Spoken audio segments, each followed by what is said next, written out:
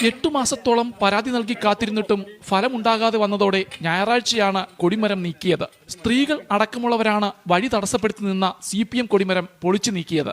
താൽക്കാലികമായി സ്ഥാപിച്ച കൊടിമരം ചിലരുടെ പിടിവാശിയെ തുടർന്ന് സ്ഥിരമാക്കി. കൊടിമരം വഴിക്ക് കുറുകെ സ്ഥാപിച്ചതിനാൽ സാധനങ്ങൾ എത്തിക്കാനാകാതെ വീട് നിർമ്മാണവും മുടങ്ങി. ഗൃഹനാഥനായ വെളിങ്ങാട്ടുചിറ പുരുഷോത്തമൻ ആത്മഹത്യാ ഭീഷണി മുഴക്കി പ്രതിഷേധിച്ചിട്ടും പരിഹാരമുണ്ടായില്ല.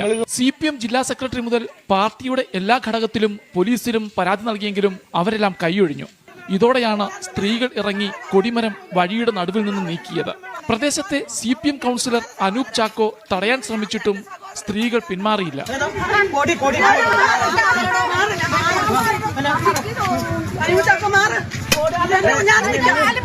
ഇലക്ഷൻ കഴിയുമ്പോൾ അവർ പൊളിക്കുമെന്നുള്ള ചർച്ചകളും